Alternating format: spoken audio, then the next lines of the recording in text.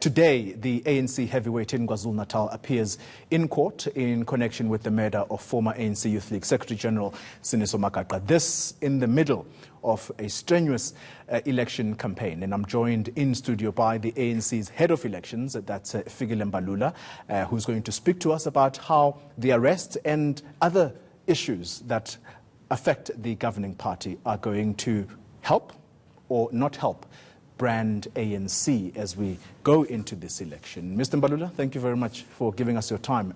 We forgive you for being late. Yes. But nonetheless, let's get into this. Mbalula is a very senior official in KZN. He's arrested in connection with the murder of a fellow party member. How does this affect brand ANC so close to an election? No, the ANC is very happy about the arrest of alleged senior perpetrators in the cases of the murder of comrades. We have known for some time that in KZN we've been arresting minnows in terms of the police, because you are arresting a guy who have pulled the trigger. And the ANC have always said, we don't want the one who pulled the trigger only, we want the mastermind. Just on if the police have made a breakthrough, we salute them, we salute the minister and the teams that are involved in this to bring the perpetrators to book. That's what justice is about. And just on that point, where you've said as ANC leaders, you want the masterminds behind those who actually send the trigger pullers. Let's listen to Mbalula. This was back in July of 2016, in the lead up to that hotly contested local government elections. And at the time, you'll remember, in KZN, ANC members were being killed left, right and center. Let's listen to Mbalula. We want all the perpetrators to be apprehended, and we don't want only those that have pulled the trigger, but we want all the mastermind and those that are plotting in dark corners to be arrested, so that we close this chapter once and for all. Once it's confirmed that the masterminds, as you say, are within the ANC itself, what happens to them? Any member or leader of the ANC who is involved in political killings is no longer a member or leader of the ANC, and will treat that person as a criminal and a hooligan. That person will be dismissed from the ANC with immediate effect.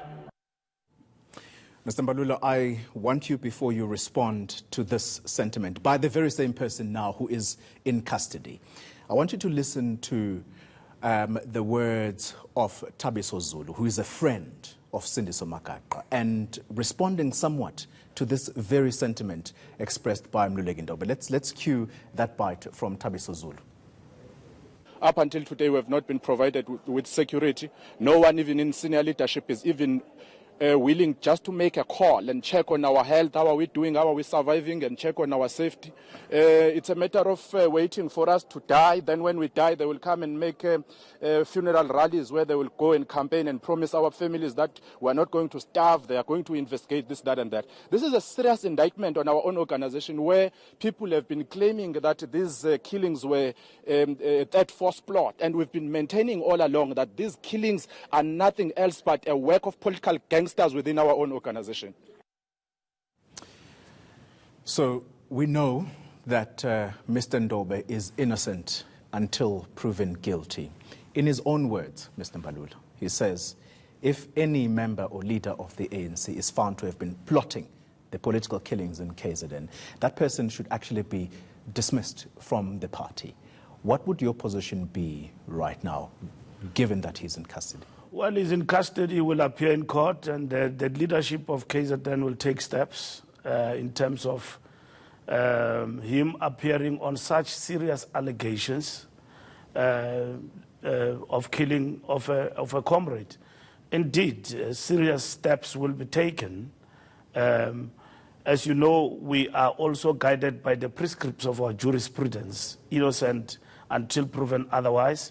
But in as far as the party image is concerned, not only its image, but in relation to the matter at hand, serious steps will be taken by the party and follow the due process of the law that must take its course. The image of the party is of paramount importance here. Mr. Ndobe is number 3 on the ANC's list to the provincial legislature in KZN. That potentially puts him as the next MEC in the next administration after these elections. Do you continue on the campaign trail with him on the list? Yes, he's an accused, he's not found guilty yet, but again, the emphasis is on brand ANC. The ANC, in terms of its image and what Ndobe is accused of, and he will probably get bail and so on, will weigh up and will not have such people on its campaign trail because they are accused of such, very, very serious crimes. I want you to be clear. Are you saying Mr. Ndobe must not only be part of the election campaign, must not only be excluded from the ANC's election campaign, but he must also be excluded from the list or taken off? Is that what you're saying? No, I am not saying he should be taken off the list. That decision will be arrived at, weighing up of the seriousness of the crimes he's accused of, which are very serious, killing of a fellow comrade and so on, which is murder, accused. And then we'll hear what the court outcomes say in terms of the accusation. But indeed, it's a serious matter that requires action. And that action may result in him being removed. That action may result in him being not campaigning for the ANC. That action will be taken. But that action will come long after the elections have concluded, whether or not he is guilty. The problem here, Mr. Mbalula, is that how do you sell a party that has in its list of candidates crooks, people who have murdered fellow comrades? It's alleged right now, but the problem here, Mr. Mbalula, is that you have people like yourself, for example. You've recently been accused of serious allegations in as far as corruption is concerned. No. No. Okay. Let me finish. Okay. The problem is that your name is also not clean because these allegations continue to hang over your head. Are you fit, including people like Mbalula Ndobe, to be one of the ANC's public representatives? First, let me answer your distortion about me. I'm not accused of corruption. I've been accused of potential conflict of interest, which have been laid to rest. It has been laid to rest? Yes, with clear remedial action by the public protector. Go and read the report. So I'm not having anything hanging in my head. It is my choice whether to take it on or not. And in this but the remedial actions are there. The remedial, You've made no decision the remedial action is very clear. It says there could have been a potential of conflict of interest. It doesn't even, in terms of the adverse findings, says that you have acted in a corrupt manner. It doesn't. It doesn't say you lied. It simply says that you shouldn't have received or loaned money from this particular person, of which it further recognizes that even though you have repaid the money, in this particular instance, you shouldn't. That's what it says. So what is hanging over my head? In relation to the allegations before the person, he's supposed that person to stand trial and is accused of a serious crime. And in this particular instance, the ANC have got to take action in relation to that person. If ever there was anything in the remedial action that seeks to say, I'm corrupt, I'm not fit and proper, the ANC should take action. Let me put about me. Okay, fine. Yes. Let's put this Read question. the report properly, my brother. Let's go back to this question. Okay. Here's Batabile Dlamini, found to have lied at the highest court in the land. Malusi Gigaba is found as well to have been untruthful in a court of law over the Fireblade issue. Nomvula Mokonyane is named by crooks, self-confessed crooks, in the state capture inquiry of having received bribes from Bosasa. Are those people appropriate to represent this party? The appropriation of individuals to stand on the party list will be evaluated by its integrity commission. Now that the lists are out and individuals have been registered with the IEC, it does not mean that the person cannot be withdrawn. If the Integrity Commission that has been mandated by the ANC to safeguard and defend its integrity arrive at a decision that you are not fit to represent the party in this particular term of office of government. And by the way, Tola, being in the party list and going to parliament, it does not mean it's cast in stone, it cannot be reviewed. And it does not mean being in the party list and going to parliament, it's automatic you'll become a minister. It can be reviewed. It will be reviewed when the Integrity Commission have done its job fully. Because, let me tell you this, one thing that South Africans are not aware of, we are guarding also about the ANC's integrity in relation to litigation. If individuals, you deal with them willingly, like you remove them on the list without a due process, you will face litigation and they will be brought back. Those is a whole sum of issues that the ANC will have to deal with going forward. But indeed, we've got to address those particular issues. Point taken. Let me digress then and bring this point. Have you been in touch with Ms. Kethiwe Dlamini? No. You mean personally? Personally? No, I've not been in touch. Why not? No, I will be in touch with her because the events that have happened whilst we were in the field campaigning and so on. But they will be in touch, and I think our comrades, our extension in KZN, have been in touch with the family on the ground. Let me once again prompt another soundbite from Thabiso Zulu, who was at that funeral of Sindiso Magaqa, and he talks about the commitments that were made by former Youth League leaders in KZN during the funeral of Sindiso Magaqa. Let's just listen in first. The issue of the political conspiracy is always a refuge for criminals and political gangsters. Any political gangster that is facing charges will always say there is a political conspiracy. The only way to defeat a political conspiracy is to go to court and expose that political conspiracy. But to answer your question directly, he must be removed like anybody else who have been removed because they are facing serious charges. These are not just minor charges like stealing a poloni at a tech shop. This is a serious charge. A man died and his kids are starving because no one is supporting them. We're not going to be wishy-washy about it just because we're trying to please certain people. Where's the foundation? Mpule Ronald Lamula, Zizi Godwa, and allegedly Figile Mbalula promised. I saw a tweet from the former president of the Youth League, Julius Malema. Where's that foundation? That was a funeral rally gimmick, so I'm not going to answer into that. Thank you.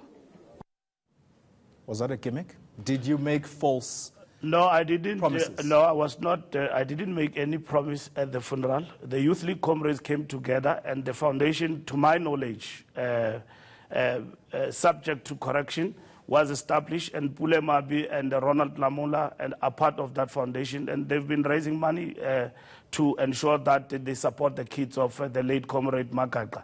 In terms of the progress and so on, I've not been involved with the foundation. Mr. Mbalula, is it not telling that you're saying subject to correction? You're not even sure. You're a former leader of the ANC Youth League.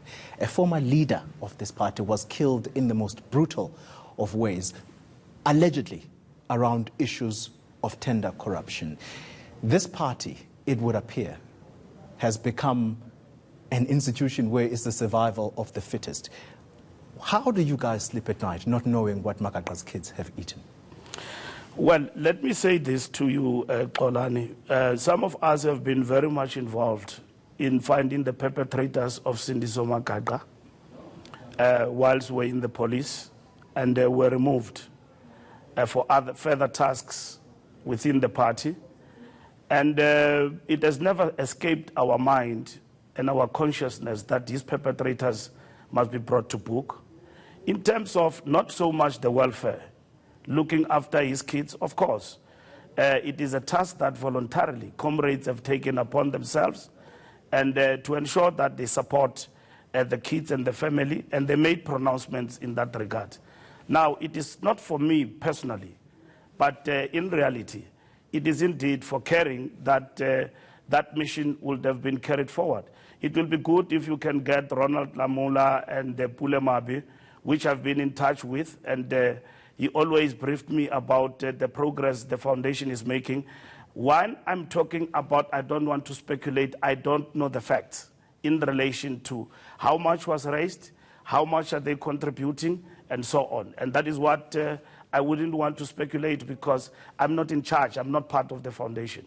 In this particular regard, it is a good gesture for comrades to take that step as supporting one of the colleagues who served with them in the executive of the Youth League. It shows that we do care and comrades do care.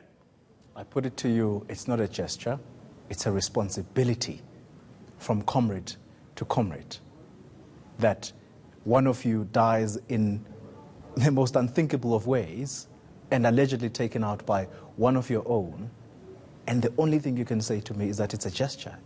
No, don't play with words and semantics. Gesture in any way means that it's a symbol of goodwill. And in this particular instance, it is a gesture because it's voluntary action. You are not obligated to do it. You are moved by the circumstances. You feel deep about an injustice meted upon an individual you served with. So in this particular instance, let's not go to dictionary Oxford. It has been upgraded. We are talking about what has happened to Sindiso Magaqa and what needs to happen to, which is a serious matter, which comrades did. I wouldn't stand here and lie and say I've done miracles, I've reached out to the family, I've done this, I've done promises. I didn't make any promise. And in this particular instance, we are obligated, as you say, to ensure that the family and in particular the children of Comrade Magaqa are actually supported at all times. As we wrap this interview, Mr. Mbalula, yesterday you had the country's #1 citizen and the leader of your party stuck on a train because of, the shoddy service delivery that gets delivered to our people every day. 3 hours that train was delayed. You have ESCOM on the go. It's a direct responsibility and an indictment on the governing party, the ANC. All of these issues combined, how in the world do you expect people to vote for your party? You're the most appropriate person to ask this question of because you lead the ANC's campaign. How do you regain faith from South Africans? We are regaining faith. This campaign has been from the onset based on regaining trust of our people, and henceforth the Tumamina campaign, which at the center of it has been about fixing people's issues and what is broken. And in this particular instance, Tumamina campaign took us to Mabopane, to Bosman. And it was good that we got into a train that got stuck for 3 hours because it's like getting into an unfinished or a house that has never been, constructed for RDP purposes. Mm-hmm. That is where the campaign will take you to. And what did it will take you to the shacks. When they got stuck there? You were shocked, weren't you? We were not shocked. What happened? It is the daily experience of our people. Before we enter even that train, we could have gone to the train station and left. We chose to come in. It is overcrowded and people are delayed, and that is the reality. What I'm trying to get at is what experience did you gain out of that, except, I don't know, what people may say is just a day's experience into the daily lives of what... It is the daily lives of our people. Mm-hmm. And in this particular instance, it is a reality. Even before we got into that train, once the president arrived at the station, the people poured their hearts out to say, Mr. President, we love you, we support you. We are going to vote for you. But thanks you came here today. How do you respond to them when they say, it's a gaze, you're gazing into our struggles, our daily difficulties. Instead of providing solutions, we're actually feeling that you're insulting us by coming to experience this for a day. It's like Toko Zakwale going to sleep in Deepswood.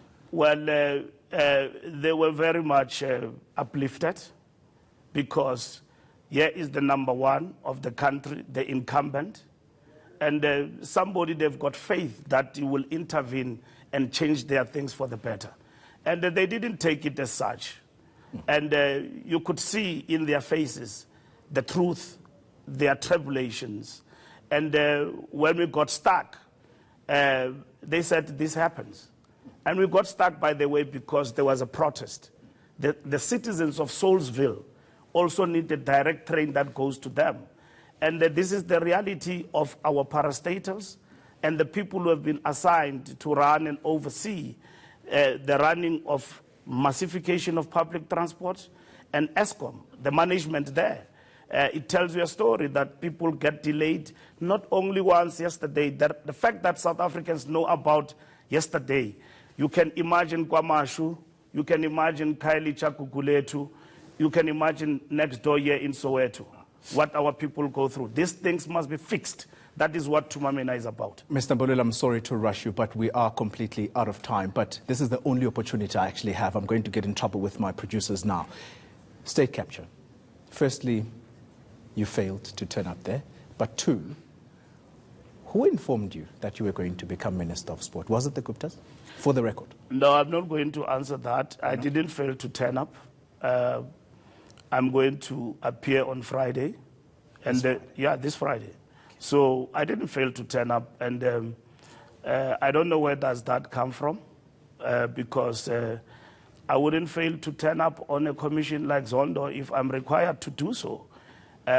Worse off if I'm implicated. So in this particular instance, I will appear before the commission and put side of my story and what happened in that meeting. By the Guptas that you were going to become minister? I will explain that in the commission on Friday, where I'm required to speak, and that is the platform. And it is live on television, so you are free to televise and even follow up with your questions after my testimony. That is the place to be on Friday.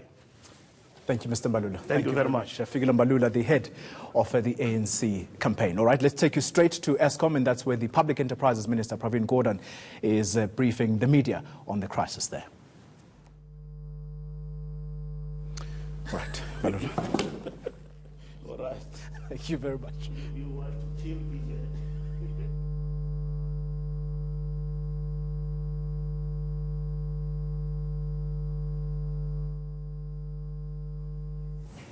Right, we apologize for that. It does appear that the technology there at ESCOM is failing us, that picture frozen. But let's see if we can reconnect. And in the meantime, let's take a short breather and bring you more news. This is ENCA Now.